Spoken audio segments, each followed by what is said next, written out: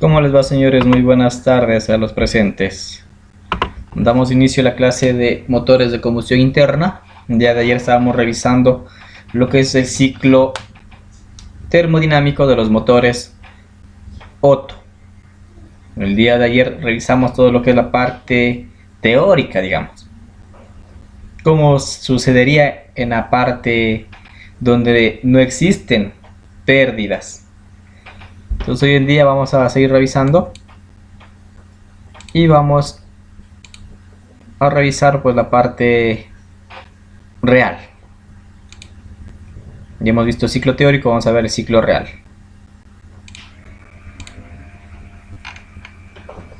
Entonces aquí nosotros estamos indicando que teníamos nosotros una admisión de 0 a 1, compresión de 1 a 2, explosión de 2 a 3, entrada de calor en ese momento, y luego la expansión de 3 a 4, donde nosotros obtenemos el trabajo. Luego tenemos de 4 a 1 la fase de, digamos, la que es de escape, es un escape adiabático, y la fase de 1 a 0, un escape isentrópico. Es lo que nosotros tenemos en teoría. Y aquí tenemos pues el diagrama presión-volumen del ciclo Otto teórico. Entonces vamos a analizarlo. De 0 a 1 tenemos una admisión una admisión isóbara. ¿Qué quiere decir isóbara? Que no va a existir intercambio de calor. ¿Por qué? Porque tanto el cilindro como el aire que está ingresando se encuentran a temperatura ambiente.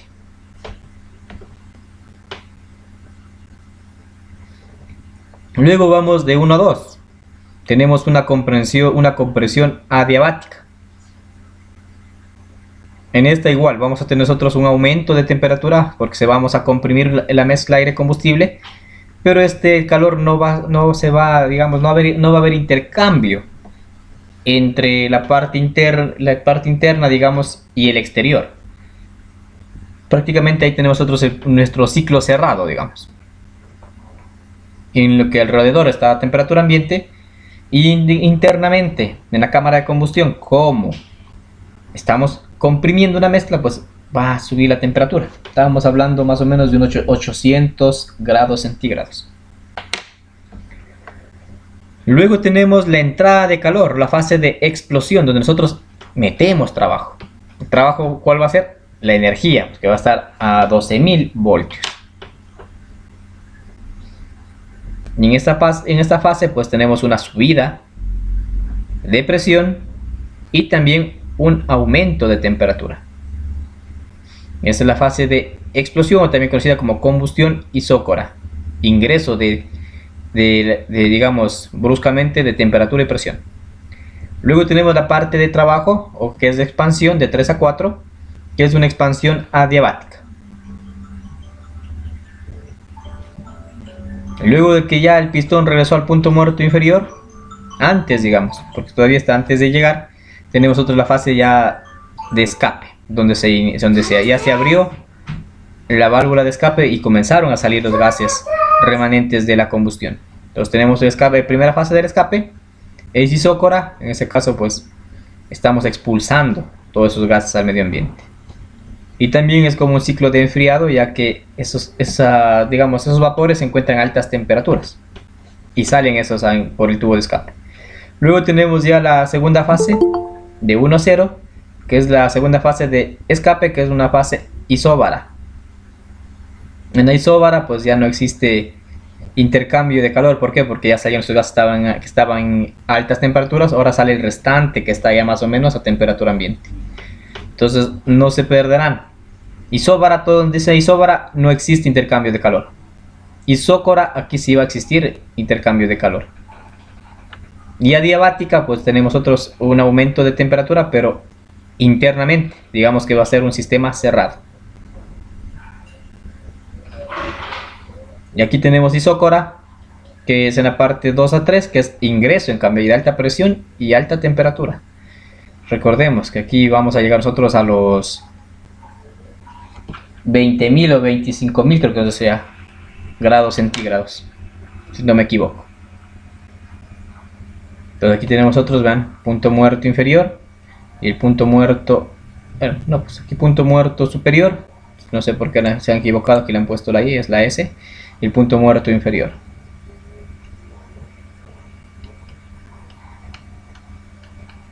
Entonces aquí tenemos otros los ángulos de trabajo. Como hemos venido revisando nosotros, para que se complete un ciclo de trabajo necesitamos 2 vueltas de cigüeñal para cada cilindro.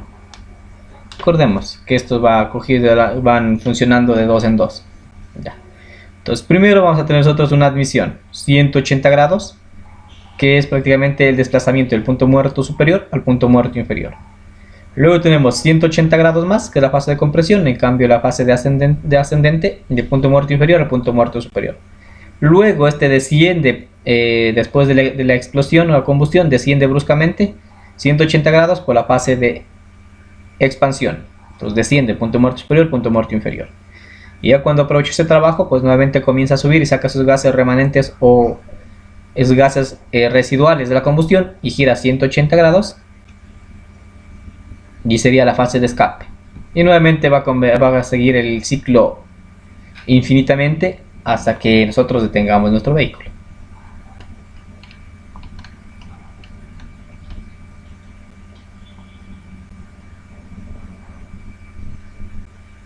Ya. Entonces aquí está una explicación acerca de este ciclo Otto real. Profe, disculpe que lo moleste. Dice la compañera Carrillo, el compañero Luis, aunque le dé paso para entrar a la clase. Carrillo ya le di paso ya. Señorita Medina, ayúdenos con la lectura de esta diapositiva, el ciclo Otto real, por favor. Ciclo Otto real, el ciclo de Andy. Ya. A ver.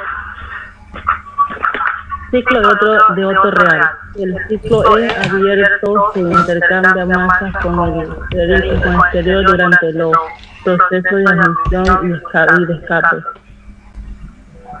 El fluido operante es relativo y modifica sus prioridades al reproducirse la combustión, el proceso de compresión. Hay pequeñas fugas de gas, se produce intercambio de calor entre el fluido y las paredes del cilindro y por lo tanto el proceso no es adiabático. El retrozo en el cierre de la válvula de admisión provoca una pérdida de fluidos por la pipa de admisión. Gracias, señorita, por la lectura.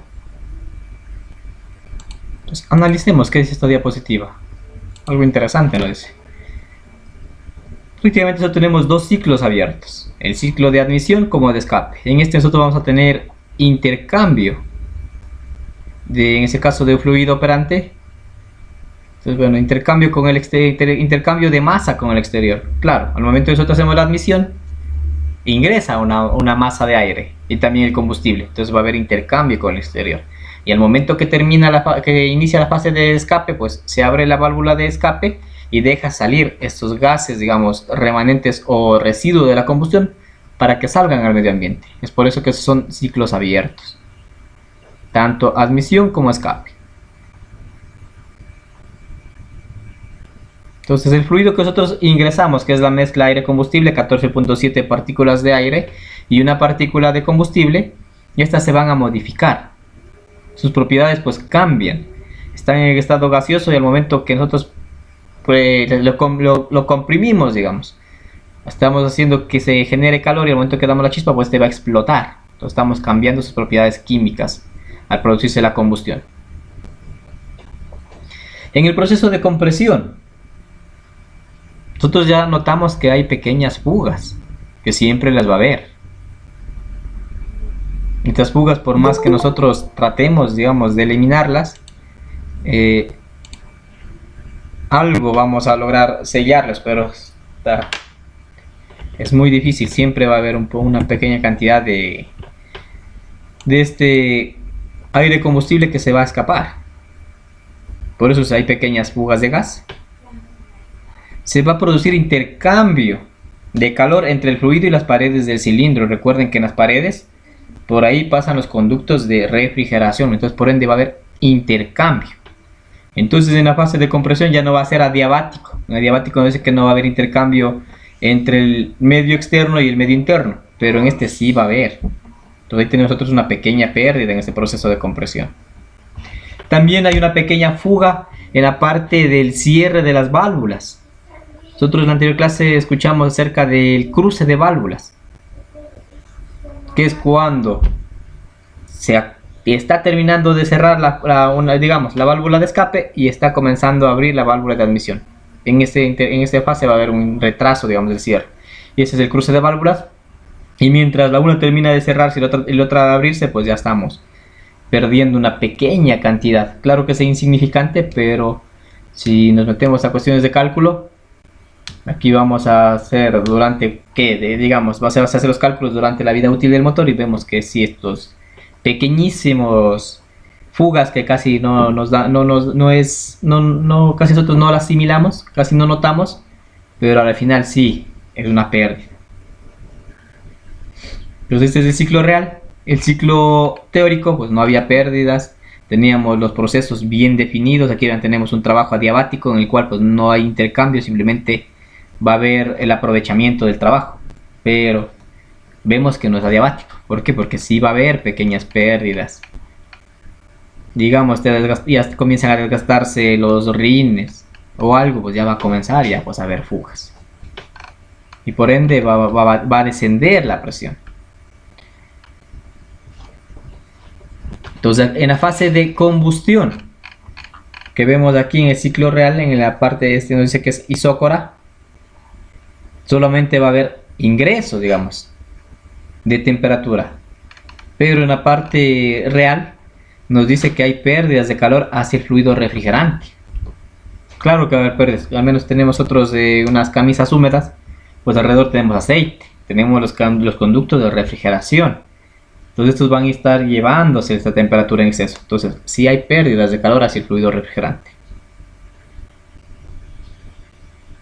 La combustión también es incompleta debido a las imperfecciones en la formación de la mezcla. Entonces por A o B motivo pueda que no haya una suficiente también chispa, o que haya una pérdida de chispa porque ya están los cables defectuosos, o la bujía mismo ya está de calibrar o ya está de cambiarla. Entonces se va a producir unas pequeñas, digamos, la mezcla aire-combustible no se va a quemar totalmente. Va a ser una mezcla incompleta. Entonces ahí ya nos vemos nosotros que vamos a tener una compresión pues de una sube. Aquí solamente ingreso de calor. ¿Alguien me decía algo?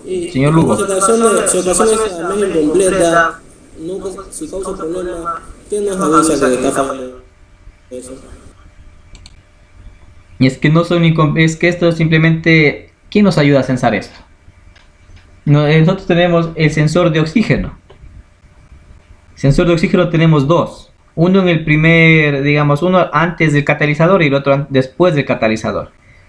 ¿Por qué tenemos dos? Porque el primero sensa lo que está entrando al catalizador y el segundo sensa lo que está saliendo.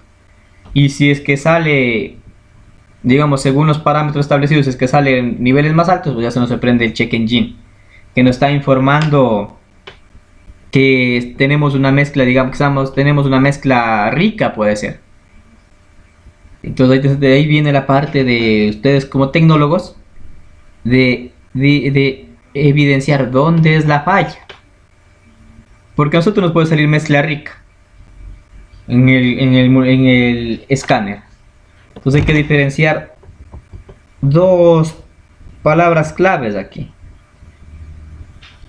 Una es escanear y otra es diagnosticar. ¿Por qué? Porque el escáner simplemente meto el escáner, me sale un código de error, me sale bloque 2, mezcla rica y me sale el código de error. Pero nosotros como mecánicos, ustedes como futuros tecnólogos, nos vamos más allá. No nos vamos a dejar simplemente yo le borro el código y ya. No tenemos que ir nosotros a la parte de por qué se produce esa mezcla rica. Como les decía, puede ser fugas de corriente, puede ser que que la bobina está defectuosa, puede ser que los cables ya están desgastados, que hay pérdidas por los cables, puede ser que la bujía esté en mal estado, puede ser que el sensor MAP, el flujo de aire de ingreso, esté defectuoso, entre otros. Entonces ya eso ya depende de nosotros, de diagnosticar qué es lo que está pasando. Muchas personas llegan al taller y le dicen, deme escaneando. Sale tal código de error, deme borrando y ya. ¿Cuánto es? $10, se van, chévere. Pero esa no es la del mecánico. El mecánico es diagnosticar qué es lo que está pasando. Con ayuda del escáner, yo ya me dice ya una idea de qué puede ser. Porque muchas veces me llega un código de error, como acá me dice sensor de mezcla rica, bloque 2, sensor de oxígeno, me está indicando que el sensor de oxígeno está captando esa mezcla rica. Muchos mecánicos que hacen van y cambian este sensor. Dice que está defectuoso el sensor de oxígeno. Le cambian y sigue lo mismo. Entonces el escáner no es que a nosotros nos va a decir el código de error, va a decir ahí es. Lo que el escáner nos bota a nosotros un código de error de lo que él está, digamos en este caso, sensando. Está sensando que está saliendo una mezcla rica, que hay una mala combustión. Entonces yo debo ir al fondo, qué es lo que está pasando en el vehículo. No simplemente a borrar el código y a cambiar el sensor de oxígeno, que eso no es el problema. Muchas veces sí, pero la mayoría no. Y aquí, como estoy diciendo, estamos hablando de la parte no teórica, sino el ciclo real. Esas pérdidas va a haber. Si son mínimas, la computadora trata de reajustar la mezcla. Pero si ya son fallas, digamos, si ya esto ya es excesivo, ahí sí nos va a dar código de error. Si no, simplemente la computadora trata de arreglar. Esta mezcla, digamos, de 14.7 a 1 es teórico. No es que nuestros vehículos van a estar en este rango. La computadora trata que esto se encuentre lo más próximo posible a esta mezcla estequiométrica que es teórica. Pero nosotros vemos que sí va a haber pérdidas, sí va a haber intercambio de calor. ¿Por qué? Porque tenemos un sistema de refrigeración. También va a haber pérdidas por el vehículo mismo que ya está funcionando algunos años. Entonces los materiales por la fricción se van a ir desgastando. Y por aquí va a haber pérdidas mínimas. Nosotros en lo que es de gasolina notamos que se va perdiendo la presión, que el carro se va volviendo flojo. Pero en diésel no, en diésel puede estar ya el motor partiéndose el bloque, se sigue trabajando. Ahí no vamos a sentir nosotros esa pérdida de potencia. Ya. La velocidad media del pistón y del frente de llama son del mismo orden. Esto impide que la combustión ocurra instantáneamente en el punto muerto superior. Ya, entonces no es que en la fase de compresión llega al punto muerto superior y ¡pam! La chispa. Es unos pequeños milisegundos, digamos, antes de llegar al punto muerto superior. Ahí es lo que explota. Lo que nosotros mandamos la chispa, digamos. Ya en este caso la EQ manda la chispa para que esa mezcla se comprima. ¿Para qué? Para que al momento que llega al punto muerto superior ya la mezcla de aire combustible está totalmente combustionada, ya explotó y de una comienza a descender. Por eso estamos hablando de la fase de explosión y la fase de expansión. La fase de explosión, unos milímetros, digamos, antes de llegar al punto muerto superior. Y la fase de expansión ya del punto muerto superior, y cuando explotó toda esa mezcla, comienza a descender. Entonces en ese instante pues hablamos nosotros de lo que es la velocidad media del pistón y del frente de llama. Entonces aquí nos dice que esto aquí demora unos milisegundos, porque no podemos hablar de segundos, sino milisegundos, para que este llegue al punto muerto superior y comience a descender. En este momento es lo que pasa, y esto también influye en una pérdida. No es tan significativa, pero a la larga, según los cálculos, sí estamos provocando pérdidas. En el proceso de expansión, que es el proceso donde nosotros aprovechamos el trabajo, digamos. En el ciclo teórico nos dice que es un ciclo adiabático, no existe intercambio de temperatura con el medio ambiente. Pero en el ciclo real nos dice que sí. ¿Por qué? Porque va a estar la fase de refrigeración. Entonces sí va a haber intercambio de ese calor de las paredes del cilindro con el líquido refrigerante. Entonces aquí nos dice un elevado gradiente de temperatura, claro, sube de 2000 a 2500 grados centígrados en el fluido y las paredes del cilindro, ¿no? Entonces el proceso no es adiabático, ocurren grandes pérdidas de calor. Claro que va a existir grandes pérdidas, porque si nosotros no hacemos que salga este calor, nos va a provocar daños irreversibles en nuestro motor y por ende pues a disminuir significativamente la vida útil. Igual nos dice la apertura de la válvula de escape antes del punto muerto inferior provoca pérdidas de calor de los gases enviados al exterior. Por eso les mencionaba que justo antes de la segunda fase que nos dice aquí, aquí vemos nosotros el P4 y el P0, pues esa es la distancia, digamos que es milímetros, en la cual ya inicia la apertura de la válvula de escape. Y ya llegó de acá del P4 al P0, ya llegó que es de 4 a 1. Ahí es cuando ya llegó prácticamente el cilindro al punto muerto inferior y comienza a subir y a sacar esos gases restantes, digamos. Por eso nosotros dividimos al escape pues en primera fase y segunda fase. Una fase es antes de llegar al punto muerto inferior y la otra es ya cuando ya llegó al punto muerto inferior y comenzó a subir. Lo mismo se hace, que se divide para lo que es la parte de la combustión. Entonces se divide en combustión y expansión. La combustión, unos milímetros antes de llegar al punto muerto superior, es donde nosotros ya se bota el chispazo.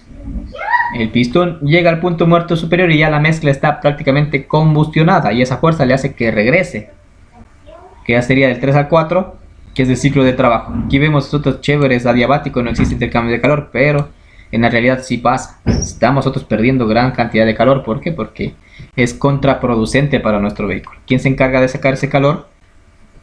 La pared mismo. ¿Por qué? Porque como estamos hablando de metales, los metales son, digamos, son disipadores de calor. Como prácticamente si yo tengo la mezcla llega a 2500, la pared también por termodinámica también esta va a llegar a 2500, pero al lado de la pared está el sistema de refrigeración y este va a ayudar a enfriarle casi en un instante. Es enseguida esta parte de lo que le hace de enfriar, porque si no ya tiende a pandearse. Entonces la fase de la expansión, por eso ocurre grandes pérdidas de calor. Y la otra pues es la apertura, tanto en la explosión como en el escape. La apertura en el primero pues antes de llegar la chispa, antes de llegar al punto muerto superior, y en el otro es antes de llegar al punto muerto inferior, se abre ya esta válvula. Entonces ahí que estoy haciendo, estoy dejando escapar un porcentaje de presión que podía haber yo ocupado. Entonces aquí comienza. Vean, aquí también va a haber un cruce de válvulas, a lo que estoy terminando con la fase de escape y estoy iniciando la fase de combustión, de admisión, perdón. Entonces yo estoy llegando al punto muerto superior y de ahí va a descender para la admisión, y las dos válvulas aquí vemos que está iniciando la apertura, digamos, de la válvula de admisión y está terminando o está terminándose de cerrar la válvula de escape. Ahí tenemos que tener una pequeña pérdida. Entonces al momento que yo estoy, digamos, ya comienza a descender mi pistón del punto muerto superior al punto muerto inferior, ya vemos que no va a ser una línea recta como nos indicaba en el ciclo teórico, sino algo se descompensa. ¿Por qué? Porque va a haber una pérdida hasta que se cierra totalmente la válvula de escape. Entonces aquí vemos otros que en vez de ir en una línea recta, decae un poco. De ahí se estabiliza, ya cuando se cerró totalmente la válvula de escape, y vemos que ya se llena el cilindro de aire. Y en ese instante, pues también el inyector tiene que suministrar la cantidad de combustible de forma presurizada. Pues aquí vemos nosotros ya llegamos a la fase de prácticamente de admisión. Vemos que no es una línea recta como nos dice el ciclo teórico. De ahí comienza a subir del punto muerto inferior al punto muerto superior la fase de compresión. prácticamente ya se cerró la válvula de admisión. Las dos están cerradas, tanto la admisión como la admisión como la de escape, y comenzamos a subir. En el momento que sube, prácticamente casi una línea recta, y antes de llegar al punto muerto inferior ya vamos a ver que se va a producir la chispa. Entonces vean, entonces todavía no llega al punto muerto superior y ya tenemos la chispa. ¿Sí ven? Entonces aquí ya no va a ser una línea recta que de la subida, sino va a ser una línea, va a ver cómo va a ser esto, se va a redondear. ¿Por qué? Porque se va a perder también un poco de temperatura hacia el sistema de refrigeración, hacia el líquido refrigerante. Entonces ya no va a ser una línea recta, se va a ver como que se sube y de una como que vuelve a caer. Y de aquí nuevamente ya comienza a descender. Ya no es una línea recta, es una curvatura. Y va descendiendo hacia el punto muerto inferior. Bien, entonces desciende. Y antes de llegar al punto muerto inferior ya se comienza a abrir la válvula de escape. Y como supuestamente no había intercambio de calor, digamos con el exterior, aquí sí va a haber. ¿Por qué? Porque estoy sacando este gas, digamos. Entonces también va a haber otro redondeo. Bien. ¿Sí ven? Entonces ya antes de llegar, y aquí ya prácticamente comienzo ya la fase de 2 del escape, donde ya está totalmente abierta la válvula de escape y sube el pistón del punto muerto inferior al punto muerto superior, evacuando estos gases residuales. Entonces aquí también hay un pequeño redondeo, y vamos a ver que no va a ser por la misma línea de la admisión en la fase de escape. ¿Por qué? Porque va a haber pérdidas. También tenemos que tener en cuenta que alrededor del cilindro tenemos lo que son los conductos de refrigeración, y estos se van a estar encargando de sacar esa temperatura en exceso. Bueno, de ahí ya terminamos nosotros la fase. Estamos ya terminando la fase de escape, llegando ya nuevamente para comenzar o iniciar el ciclo. Y esta sería prácticamente nuestra gráfica presión-volumen de un ciclo Otto o un motor Otto en un ciclo real. Entonces muy diferente de la parte teórica como nosotros la acabamos de ver. Entonces aquí nosotros ya podemos notar que va a haber pérdidas, que va a haber, ya se divide también se va a dividir la parte de explosión o combustión, y la expansión ya se divide, y también en esta va a haber pérdidas de calor. Como les decía, va a haber pérdidas de calor por sistema de refrigeración, por desgastes, digamos, porque también, si ustedes recuerdan, pues motores Kia de alta revolución, estos tienden a crearse, digamos, como una carbonilla en las válvulas. Y si yo no hago un mantenimiento de esto, pues no me va a sellar bien. Entonces, por ahí también va a haber pérdidas. O desgaste de los asientos de las válvulas, también va a haber pérdidas. Entonces yo tengo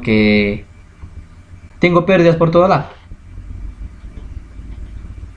Unas por desgaste, la otra con el fin de mantener una temperatura ideal de trabajo para que mi motor no sufra, en este caso, pues por las altas temperaturas debido a los materiales que ocupamos.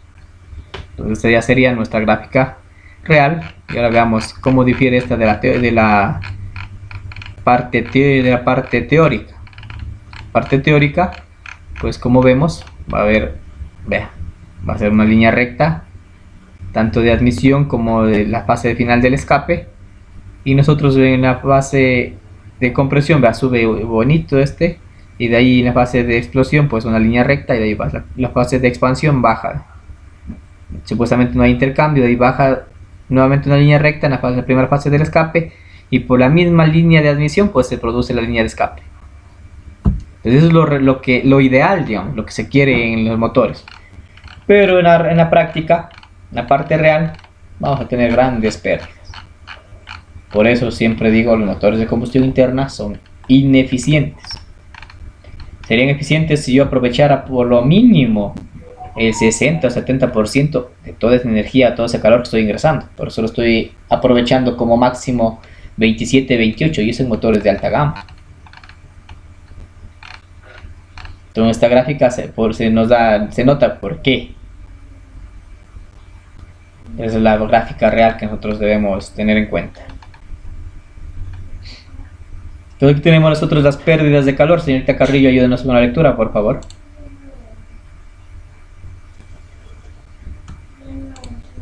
Como el cilindro está refrigerado para asegurar el buen funcionamiento del pistón, una cierta parte del calor del fluido se transmite a las paredes.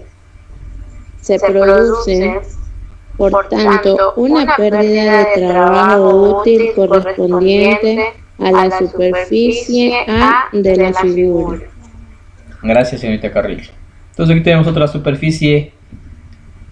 Prácticamente nuestro cilindro va a estar refrigerado. Entonces ese calor que se transmite a la pared y por ende al líquido refrigerante va a ser trabajo útil que nosotros no lo estamos aprovechando, sino lo estamos mandando hacia el medio ambiente. Por eso dice, se produce por lo tanto una pérdida de trabajo útil correspondiente a la figura A. Esta es la figura A total. Entonces las pérdidas nosotros podemos ver nosotros. Analicemos esta gráfica. En la parte de aspiración vamos a la parte de compresión y vean, aquí tenemos la chispa de encendido. O sea, aquí dice encendido. Antes de llegar al punto muerto superior se produce la chispa. Y aquí va a haber lo que nosotros decimos el foco de un gradiente alto de calor. ¿Por qué? Porque se produjo la chispa. Entonces todo ese tiempo antes de llegar al punto muerto superior es donde ingresa el calor. De ahí sube. Igual aquí en la parte donde es la B, donde está de color medio naranja, es la parte donde se pierde también. Existe un alto índice de gradiente, digamos, de lo que se eleva la temperatura, y esta temperatura también se transmite a las paredes, y de las paredes se transmite a la parte al sistema de refrigeración, digamos. Entonces va a haber una pérdida, primera pérdida. Subimos nosotros, ya se elevó, digamos, la presión por la explosión, y comienza la fase de expansión. Al comienzo de la fase de expansión, pues el cilindro baja, y esa alta temperatura se va a distribuir por el cilindro. Al momento que se distribuye por el cilindro, nuevamente entra la parte, digamos, de refrigeración y se va llevando ese calor en exceso. Ese calor en exceso sería también trabajo que puede ser aprovechado. Y también en esta parte, si yo tengo algunos desgastes ya propios por el uso del motor, también se va a ver fugas por ahí. Entonces aquí nos hace un poquito de revisar, digamos, la parte del ciclo teórico y el ciclo indicado. Entonces, vean, en la parte del ciclo teórico, toda esa puntita roja, digamos, que le hace una línea recta, es la que se pierde. En el ciclo teórico, pues esta pérdida no va a existir en las partes B que nosotros estamos mencionando. Y luego desciende. En el ciclo teórico, todo lo que es la franja azul, vemos que nosotros tenemos un mayor aprovechamiento del trabajo. En cambio, en la parte A, nos dice que es porque está en contacto el refrigerante con el cilindro, pues si va a haber pérdidas, si va a haber transmisión de calor hacia el medio ambiente, por ende, pues tenemos que va a ser menor ese aprovechamiento de trabajo. Y aquí, pues como pueden ustedes notar, viene la abertura de la válvula de escape. Entonces, antes de llegar al punto muerto inferior, bueno, entonces aquí ya se produce esa curvatura. Ya no va a ser una línea recta, que está en la parte C. Entonces aquí nosotros vamos a tener también un desperdicio, vamos a tener nosotros un intercambio de masa con el medio ambiente y también de una presión. ¿Por qué? Porque en el cilindro está una presión elevadísima de 80 kilogramos sobre segundos cúbicos, nos decía. Entonces aquí se va a perder un poco de esa presión. Y nuevamente regresamos a la fase de escape 2. Entonces ya no va a ser igual que la admisión por la misma línea. ¿Por qué? Porque también vamos a estar sacando nosotros esos gases remanentes, pero a su vez también ya va a comenzar a abrirse la válvula de admisión para yo nuevamente comenzar el ciclo.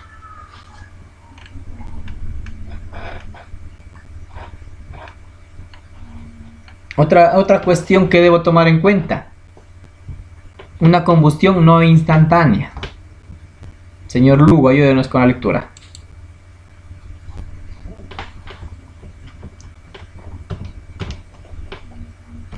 Le escuchamos, Lugo.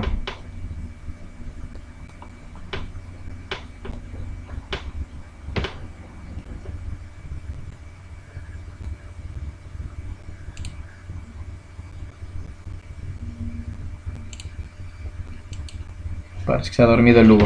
Farías, ayudes con la lectura. ¿Sí está Farías?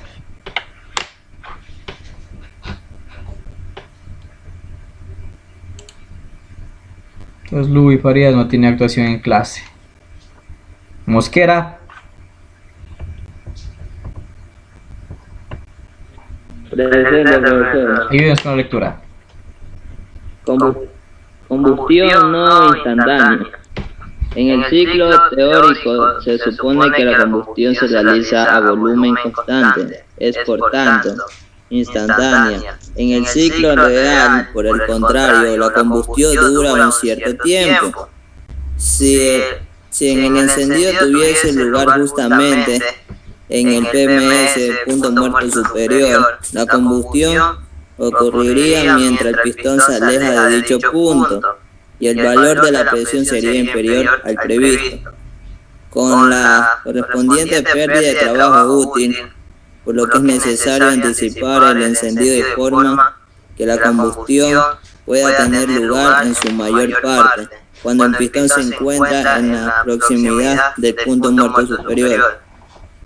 Este produce un rodamiento de la línea teórica 2-3 de introducción del calor y por tanto una pérdida de trabajo útil representada por el área B. Gracias por la lectura. Entonces, como ven ustedes, en la parte donde vemos nosotros la parte B, que no es aquí, que vemos que es de color tomate, prácticamente en el ciclo real la combustión va a ser instantánea. Yo doy el chispazo y de una se combustiona en su totalidad. Prácticamente esto debe realizarse en el punto muerto superior, cuando ya comienza a descender, digamos, la fase de expansión, ya comienza a descender el pistón. Pero en la parte práctica no es así. Nosotros antes de llegar al punto muerto inferior, digamos, antes de llegar al punto muerto superior, se produce el chispazo. ¿Para qué? Para darle ese tiempito para que se combustione en su totalidad la mezcla aire-combustible, porque si no diéramos ese tiempo, tuviéramos una pérdida por falta de presión. ¿Por qué? Porque nosotros debemos comprimir lo máximo esa mezcla, y si no lo logramos, al momento que combustiona, digamos, está combustionando, todavía nosotros estamos comprimiendo, y ahí sí, cuando se combustiona todo, de una baja. Entonces esa es la pérdida. Aquí vemos el color tomate y vemos ese famoso redondeo que vemos aquí en la parte B. Entonces todo eso que vemos aquí de color naranja es lo que nosotros estamos desperdiciando. Es trabajo que se lo pudo aprovechar, pero no lo estamos haciendo.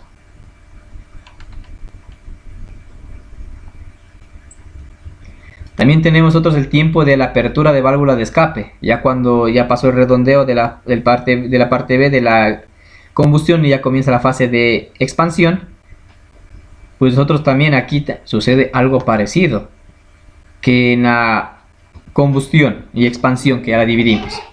¿Por qué? Porque según el ciclo teórico va a haber un descenso de una lineal, digamos. ¿Por qué? Porque nos dice que justo se va a abrir la válvula de escape cuando el pistón llega al punto muerto inferior y sube para sacar esos gases, pero no, en la práctica no es así.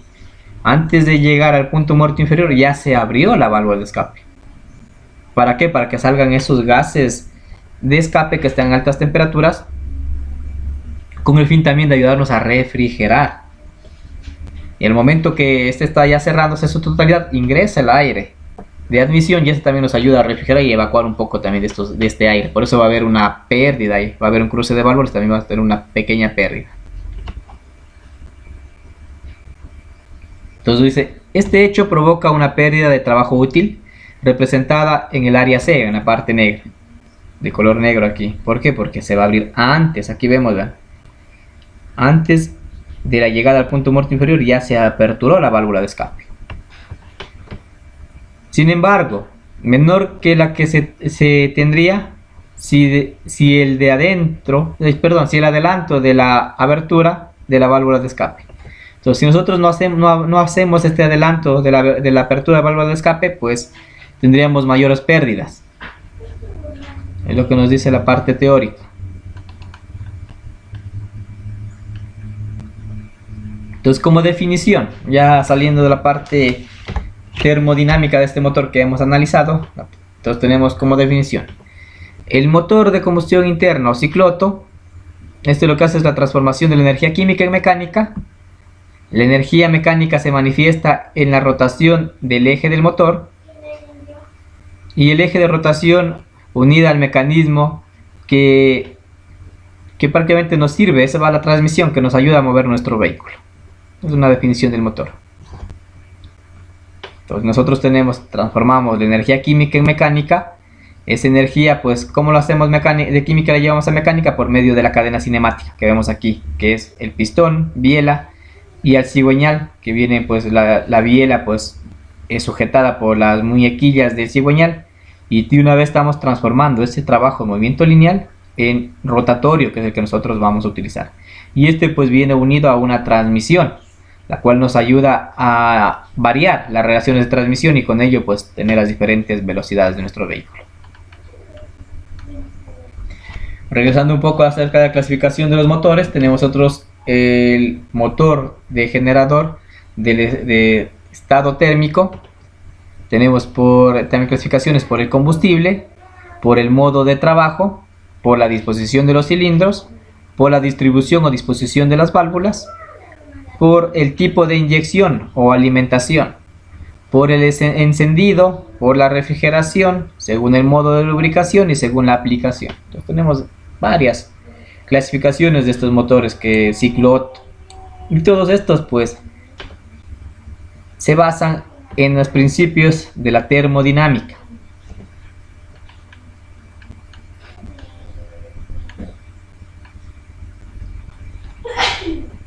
Entonces tenemos, según el modo de generar el estado térmico, tenemos combustión externa, MCE, motores de combustión externa, y motores de combustión interna, o también conocido como MCI. Entonces aquí tenemos otro motor de combustión interna.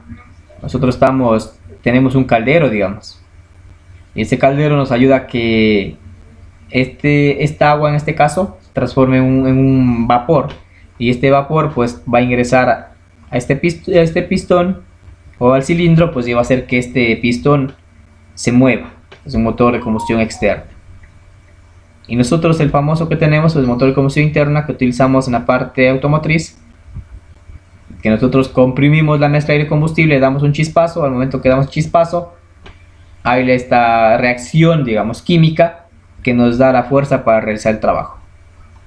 Entonces la parte de la combustión, pues, se la realiza internamente. En cambio, en el anterior, en la figura de izquierda, es externamente, que necesito una entrada de calor, en este caso de un caldero, para hacer funcionar este motor. O puede ser una turbina, un reactor también puede ser. ¿Para qué? Para que este funcione y genere electricidad o genere algún tipo de energía.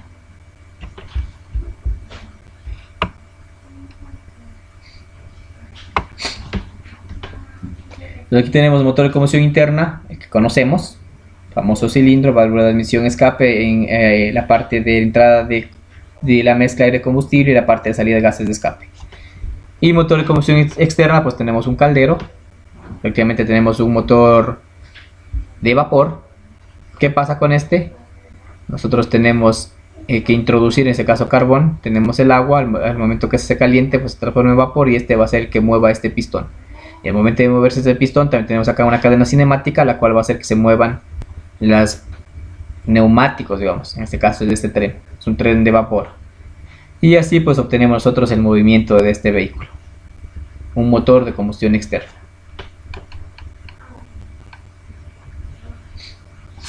Entonces, según la forma en que recuperan la energía mecánica, tenemos alternativos.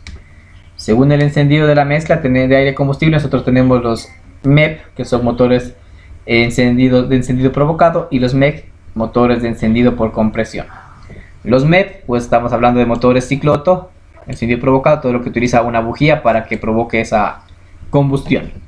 Y los MEC, que son motores de compresión, o también conocidos como motores diésel, en los cuales nosotros no necesitamos una chispa. Acá estamos hablando de mayores presiones, y el propio hecho de nosotros solamente comprimir el aire implica que este va a estar a altas temperaturas, y nosotros en el momento que pulverizamos este diésel, al entrar en contacto con este aire que comprimido a altas temperaturas, se autoinflama. Entonces el encendido, tenemos nosotros el famoso distribuidor. Entonces tenemos por chispa eléctrica, es el más utilizado hasta en los motores modernos, es el de inyección electrónica, entonces por chispa electrónica.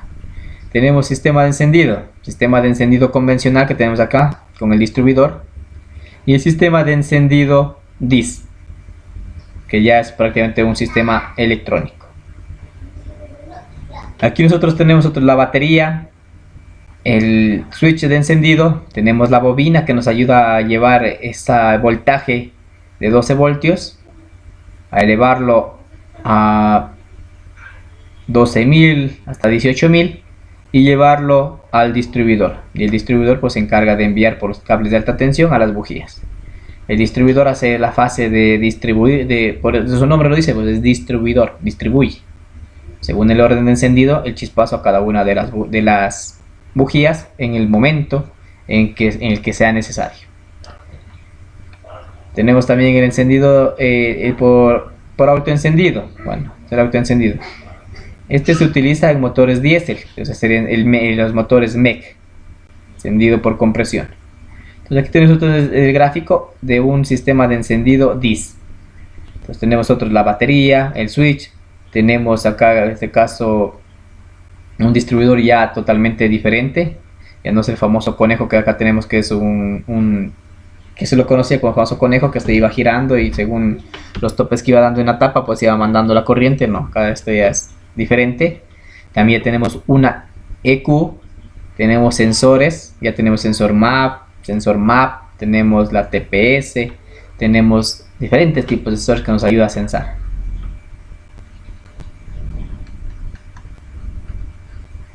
Aquí tenemos otra clasificación de los motores según la energía que recupera. Aquí estamos los alternativos. Según la forma que realizan el trabajo, nosotros hemos visto estos motores de 2 tiempos y motores de 4 tiempos. 4T o 2T. ¿Qué quiere decir los de 4 tiempos? 2 giros del cigüeñal realiza un trabajo. Y los motores de 2 tiempos, en un giro del cigüeñal realiza un ciclo. Nosotros ya hemos revisado que este en cambio va a tener unas... Se me fue el nombre estos. Va a hacer 2 ciclos a la vez, digamos. Si yo estoy en la parte de arriba haciendo la fase de compresión, en la parte inferior voy a hacer la fase de admisión. Al momento que yo hago la fase en la parte superior de expansión, digamos, en la parte interna hago una fase de precompresión. De ahí se abren estos a la vez. Y antes de llegar prácticamente al punto muerto inferior este pistón, pues se abre este álave y esta mezcla ya un poco comprimida sube en la cámara de combustión en la parte superior del pistón para terminar la compresión y así pues comenzar el ciclo. Es un poquito diferente, digamos, por eso solo estamos de un giro del cigüeñal para hacer el trabajo. La desventaja de estos es que eran muy contaminantes. Igual también, bueno, sí, ahí también hablamos un poquito de un motor parecido que hablamos del motor Wankel, que también se manejaba bajo ese principio, pero no teníamos el pistón, sino que teníamos otro mecanismo parecido. Los modos de trabajo o ciclos, pues ya hablamos que son 4 tiempos, 2 vueltas de cigüeñal, 4 carreras del pistón, 4 etapas que son admisión, compresión, expansión y escape, y tenemos motores de 2 tiempos de 1 vuelta de cigüeñal, 2 carreras al pistón. Igual sigo con las fases, pero se va a manejar de una manera distinta. Recuerden acá como estamos comprimiendo y necesita también una lubricación, pues por ende estamos consumiendo aceite, y al momento que consumir aceite lo que estamos provocando es contaminación al medio ambiente.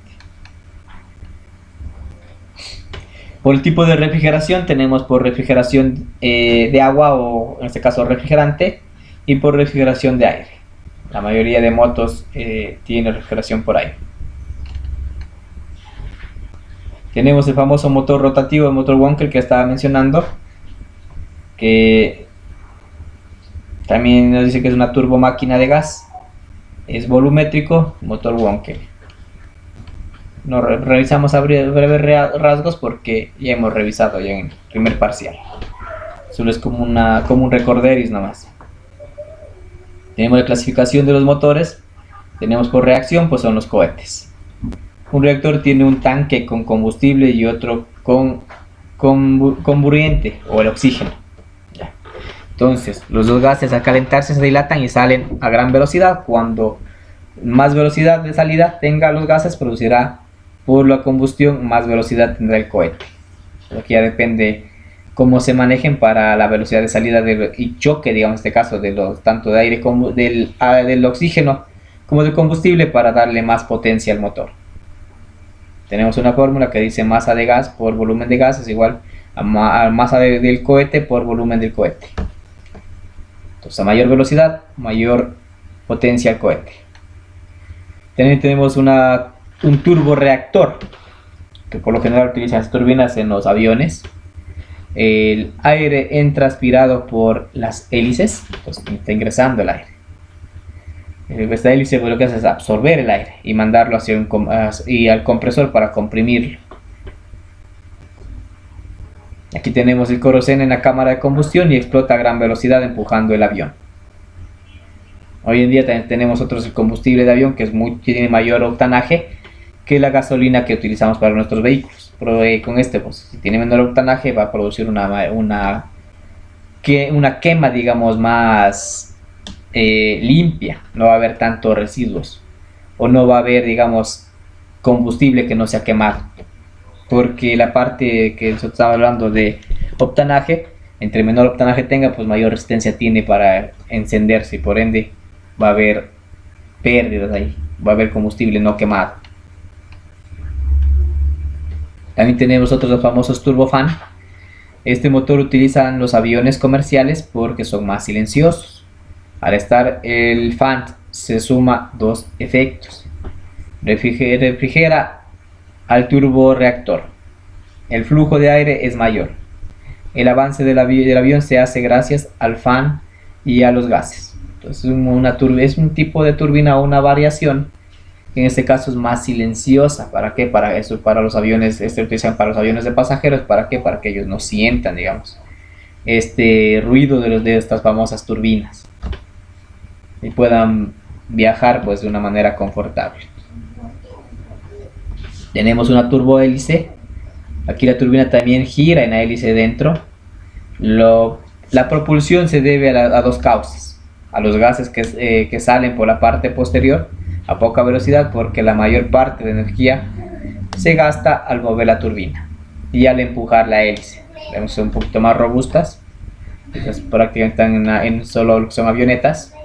Y aquí tenemos, vean, prácticamente unas tres gráficas de estas tres turborreactores. Tenemos primero el turborreactor, la base, tenemos el turbofan y tenemos la turbohélice. Todas ellas trabajan bajo el mismo principio, pero tienen diferente constitución para darle mayores ventajas dependiendo su uso. Según el combustible que empleamos, tenemos otros de gasolina o vamos a decir de nafta, también decir en vez de gasolina, nafteros, gasolineros, son lo mismo. Tenemos motores de GNC, de GLP, tenemos motores diésel, tenemos motores de hidrógeno, motores de nitrógeno, tenemos híbridos, tenemos eléctricos que ya están en el mercado. Entonces, según el combustible que estos emplean, entonces aquí está diésel, gasolina, gas. Según el número de cilindros, tenemos el monocilíndrico, que es por lo principal las motos, y el policilíndrico ya para vehículos. Aquí tenemos otro motor de monocilindro, un cilindro encontrado en la motocicleta. Ya. motor policilíndrico vienen en disposición 4, 6, 8, 12 y hasta 16 cilindros. ¿Por qué no tenemos 20, un B20, un B18, un B24? Porque prácticamente el cálculo para mantener el equilibrio es más jodido y es un poco difícil mantener el equilibrio mayor de 16 cilindros. Hasta 16 es permitido, de ahí más allá no. Ya perdemos ese equilibrio.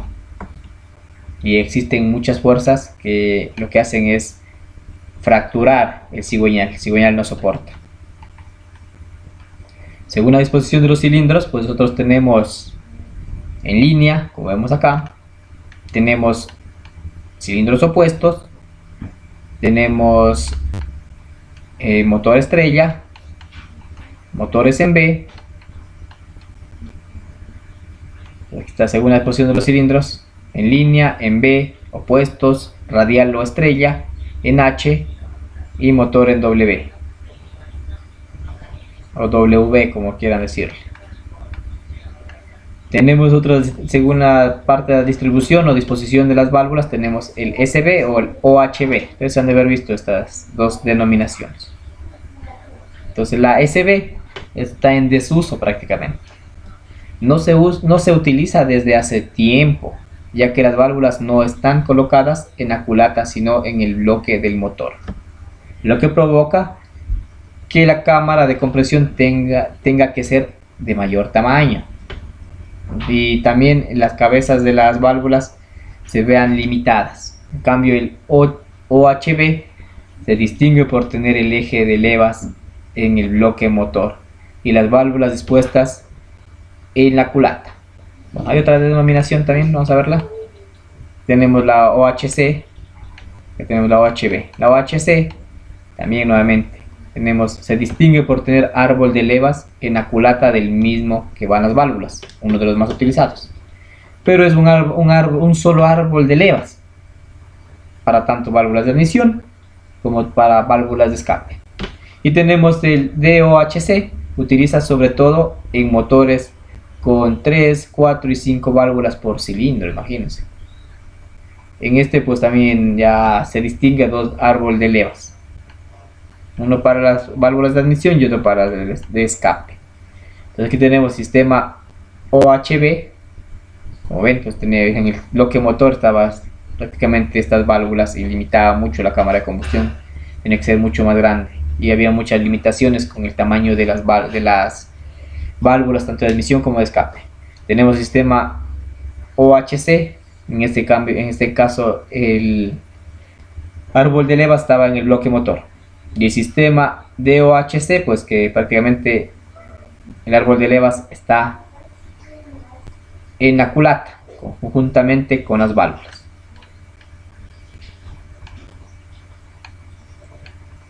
Según la velocidad de rotación, otra clasificación, esta no la hemos visto. Tenemos motores de bajas revoluciones menores de 300 RPM, motores de medias revoluciones de 300 a 1000 RPM, y hoy en día ya estamos con motores de altas revoluciones, que son más de 1000 RPM. En la actualidad, desde el 2018 en adelante, todos los motores son de altas revoluciones. Prácticamente los motores de medias revoluciones quedarían los diésel, y los motores de menos de 300 revoluciones son motores estacionarios. Según el modo de lubricación, tenemos motores por cárter húmedo, motores por cárter seco. Entonces, motores por cárter húmedo dice motores donde existe un cárter que contiene aceite lubricante, y motores con cárter seco, en este caso el cárter está vacío y el lubricante entra al motor mezclado con la gasolina, motor de 2 tiempos. Bien. Según su aplicación también tenemos otros: equipos para movimiento de tierra, motores para automóviles, generadores, motores marinos, motores de avión, motores para tren, uso en el hogar, y también nos falta maquinaria agrícola, porque estos equipos de movimiento de tierra también se denomina como equipo caminero, y también faltan los motores para transporte pesado. Motores de 2 tiempos ya hemos revisado cómo trabaja, pero Les dejo aquí también, si les dejo las diapositivas para que si quieren pues vayan y revisen. Vale.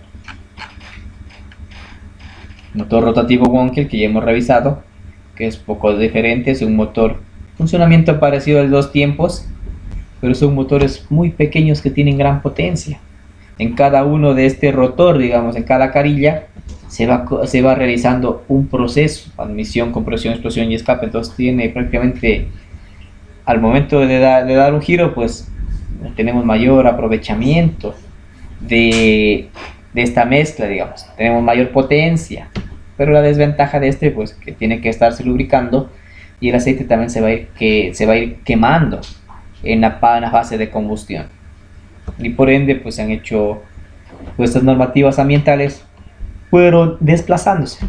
Son motores altamente contaminantes, y también la mano de obra, no existía mucha mano de obra calificada, lo que hacía que los mantenimientos de estos pues sean realmente caros. Por ende fueron saliendo del mercado. Mazda fue uno de los pioneros en utilizar estos motores. Hoy con las nuevas tecnologías nos dice que va a resurgir, porque ya no va a utilizar, digamos, la mezcla de aire combustible, sino va a utilizar hidrógeno. Entonces ya es un motor cero emisiones contaminantes. Esperemos a ver qué pasa en un futuro. Vamos a un motor Wankel.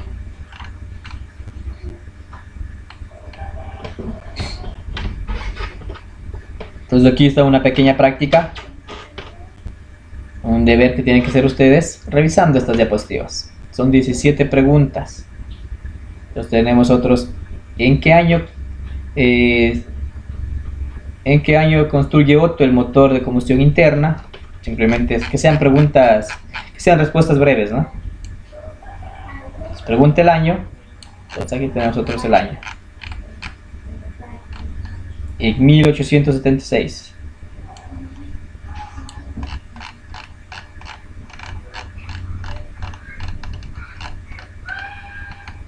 Solo las 17 primeras vamos a hacerlas. El resto las dejamos. ¿En qué año? Ya tenemos el año. ¿A qué se llama el ciclo Otto? O sea, un motor de 4 tiempos que utiliza gasolina. ¿En cuántas carreras se realiza el ciclo Otto? En 2 carreras del cigüeñal. ¿Por qué utiliza el sistema biela-manivela el ciclo Otto? Para transformar la energía química en una energía lineal a energía rotatoria. ¿Cómo se controla la entrada y salida de los gases? Pues mediante las válvulas tanto de admisión como de escape. ¿A qué se llama fase o tiempo de trabajo de un motor de combustión interna? Pues se llama la fase o trabajo pues a un ciclo. En este caso, el único que aprovechamos es la parte de la expansión. ¿A qué se llama admisión en un motor de combustión interna? ¿A qué se llama compresión? ¿A qué se llama el tercer tiempo de trabajo de expansión? ¿A qué se llama escape en un motor de combustión interna? ¿A qué se llama admisión isóbara? Compresión adiabática, combustión isócora. ¿Y a qué se llama trabajo adiabático? Son preguntas que están en las diapositivas. Revisen. Solo vamos a ver hasta la 17. Hasta ahí, señores. ¿Alguna pregunta, alguna duda, algo que no esté claro? En realidad, vean, son 40, pero 41. Pero solo vamos a hacer las 17 primeras, que es lo que nos interesa, que son la parte de lo que es la termodinámica. De ahí el resto pues ya va entrando todo lo que se llama el avance de encendido, retardo de encendido. Esto a nosotros no nos interesa. Cómo se clasifican motores según el tiempo de encendido, todo esto nosotros ya vimos, simplemente estamos recordando. Las 17 primeras preguntas así las van a hacer. Hasta el día viernes para entregarme. Ya voy a poner esta actividad en el aula virtual. Y prácticamente están en la página 99. ¿No hay dudas, no hay preguntas, señores? Les escucho. No, profesor. ¿Está todo entendido? De mi parte sí. Listo. Señorita Lugos. Señorita Lugo, ¿está ahí? Sinisterra Lugo. Profe, usted Nantito que dijo para que le lleguen al compañero Lugo o a mí. Cuando digo Sinisterra es a usted, o le digo a Isabel. Digo señor Lugo es el compañero Carlos. Pero yo le hago compañero. Porque ya tengo puesto Isabel Sinisterra según Y esta. así tengo yo. Ajá, Así y tengo yo. el compañero está puesto Lugo, entonces, señor Lugo. Sí. Profesor, yo les iba a hacer una pregunta. Ahora diga. La gasolina de los aviones, ¿dónde la venden? ¿La venden también aquí? Ay, ¿cómo que se llama esto donde venden la gasolina? En el aeropuerto. ¿En la gasolinera o la venden directamente en el aeropuerto? En el aeropuerto lo puede conseguir, pero él tiene que tener un contacto. De ahí no la venden al público. Porque es una gasolina que tiene mayor octanaje y es también el precio un poquito más caro. Y por lo general en el cuarto de milla ahí saben utilizar esta gasolina, saben conseguir para los vehículos. ¿Por qué? Porque la quema de esta va a ser más homogénea, se puede decir. Por ende nos va a proporcionar un poquito más de potencia a nuestros vehículos. Ya preguntaba por lo que Nantito explicaba sobre los aviones. Y estaba haciendo memoria y decía, ¿y cómo que consiguen esa gasolina esa gente que le meten a esa moto, a los carros? Les venden pero en pequeñas cantidades, no tanto. Por eso es solamente para el cuarto de milla. Eso quería saber de una manera. Ya. Gracias, señorita, por la duda. Señorita Carrillo, ¿alguna duda? ¿Alguna pregunta? No, profesor. Señor Farías, ¿ya despertó o sigue durmiendo?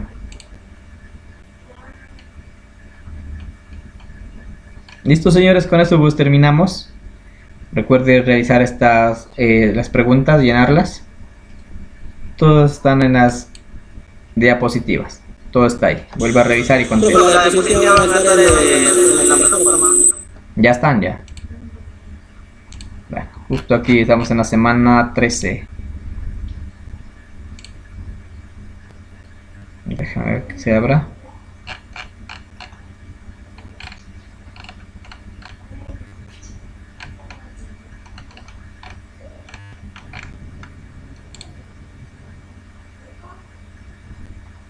Entonces aquí está. Está justo en la que dice ciclo termodinámico de los motores. Página 99. Creo que internet es un poquito lento, no se carga en su totalidad, pero este es el documento. Listo, señores, con esto pues damos por terminado la clase de motores de combustión interna. Recuerden, no olviden realizar la tarea, tiene hasta el viernes. Pasen bien, que tengan una excelente tarde. Nos vemos el día jueves. Nos vemos, profesor. Gracias.